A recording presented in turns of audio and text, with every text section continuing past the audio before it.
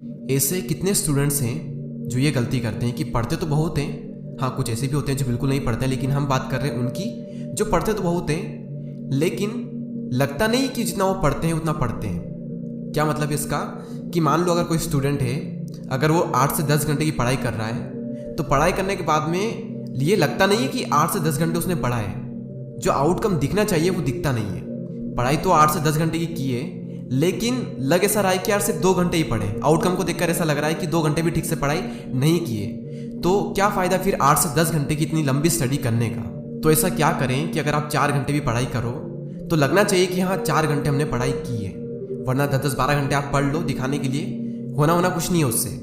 कुछ लोग कहते हैं ना ज़्यादा पढ़ो ज़्यादा पढ़ो ज़्यादा पढ़ो, अगर ज़्यादा नंबर लाना है तो ज़्यादा पढ़ना पड़ेगा। बिल्कुल गलत है, मत पढ़ो ज़्यादा। जितना भी पढ़ो उसको सही से पढ़ो। अब सही से कैसे पढ़ें उसके बारे में हम आगे बात करेंगे टॉपिक पर कि क्वालिटी स्टडी कैसे करें। जैसे कि जो पढ़ा है, जो समझा है वो याद भी रहना चाहिए।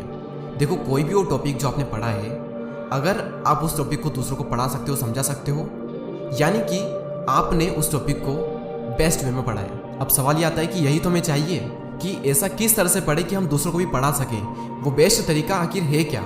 देखो, आप ये याद करो कि लास्ट टाइम आपने सबसे ज़्यादा क्वालिटी स्टडी कब की थी, और जब की थी तो क्यों की थी आपने, क्या रीज़न था उसका? कुछ ना कुछ चीज़ें तो होंगी जो आपने ऑब्जर्व की होगी। मैं बताता हूँ कि क्या रीज़न हो सकते हैं। पहला रीज़न तो ये हो सकता है कि वो टॉपिक या फिर वो सब्जेक्ट आपके इंटरेस्ट एरिया में था। सेकंड ये हो सकता है कि उस वक्त आप एक सही एनवायरनमेंट में थे, यानी कि शांत माहौल में। तीसरा ये हो सकता है कि उस वक्त कोई इमरजेंसी थी, यानी कि हो सकता है कि आप किसी टेस्ट या फिर किसी एग्जाम की प्रिपरेशन कर रहे हो और उस टाइम थोड़ी अर्जेंट फीलिंग होती है, इमरजेंसी वाली फीलिंग होती है, तो उस चक्कर में आपने थोड़ी इफेक्टिव स्टडी कर ली थी। एक ये रीज़न हो सकता है। या फिर फोर्थ रीज़न ये हो सकता है कि उस वक्त आपका मन लग रहा था पढ़ाई में, और आप में से मैक्सिमम का रीज़न शायद यही होगा। या फिर हम सेकंड वाले को भी इंक्लूड कर सकते हैं कि उस वक्त माहौल जो था वो बिल्कुल सही था पढ़ाई के लिए, यानी कि सबसे ज़्यादा इफेक्टिव स्टडी आपने तब की थी जब आपका मन लग रहा था। अब फिर से यहाँ पर एक सवाल आता है कि मन क्यों लग रहा था। आज हम थोड़ा डीप में चल रहे हैं, तो थोड़ा ध्यान से इस वीडियो को देखना। अब सवाल यहाँ पर यह आता है कि मन क्यों लगता है, कैसे लगता है, कब लगता है, और हम अपने मन को कैसे लगाएं।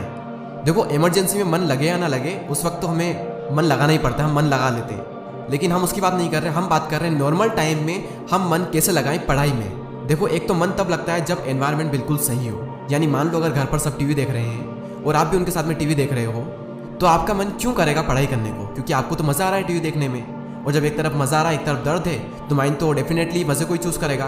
तो जिस वक्त आपको मज़ा आ रहा है किसी काम को करने में, तो उस वक्त तो आपको उस काम को छोड़ने का मन नहीं करेगा, और पढ़ाई करने का मन तो बिल्कुल भी नहीं करेगा।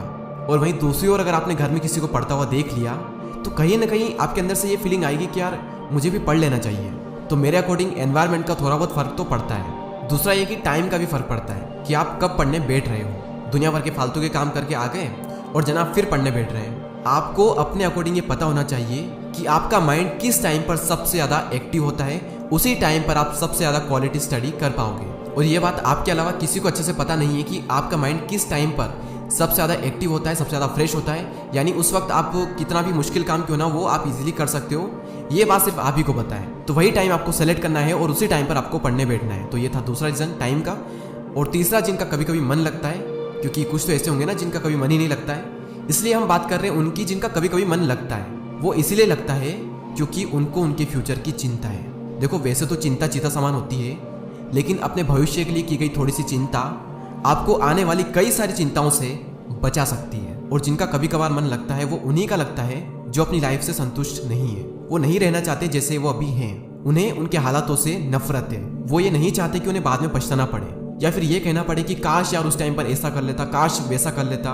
वो नहीं चाहते कि इस काश की जरूरत उन्हें भविष्य में पड़े। ये जो वर्ड्स होते हैं ना, काश में ऐसा कर लेता, काश वैसा कर लेता, ये वर्ड्स होते हैं लूजर के। जो विनर्स होते हैं, जो चैंपियंस होते हैं, वो पहले ही सारे काम कर लेते हैं, वो पहले ही कर लेते हैं, ताकि रिजल्ट चाहे कुछ भी हो, उन्हें बाद में ये ना कहना पड़े कि काश में ऐसा कर लेता, काश वैसा कर लेता। क्यों? क्योंकि सब कुछ ऑलरेडी कर लिया है, भले रिजल्ट कुछ भी हो। लेकिन हम ये नहीं कह सकते काश ऐसा कर दिया, वैसा कर दिया, क्योंकि सब कुछ हमने ऑलरेडी कर लिया है। उसके बाद में रिजल्ट चाहे कुछ भी हो, ये ना कहना पड़े कि काश मैं ऐसा कर लेता। अंदर ही अंदर ये रिग्रेट नहीं होना चाहिए बाद में कि यार मज़ा नहीं आ रहा लाइफ में, कुछ ना कुछ मिसिंग है, काश पहले थोड़ी मेहनत कर लेता तो आज कुछ और ही होता। और इसी चीज़ को जो लोग पहले से समझ लेते हैं, उन्हीं का मन लगता है। बस यही सीक्रेट है और कोई सीक्रेट नहीं है। तो मैं आपको सिंपली बता देता हूँ कि इस वीडियो में हमने क्या बात की है।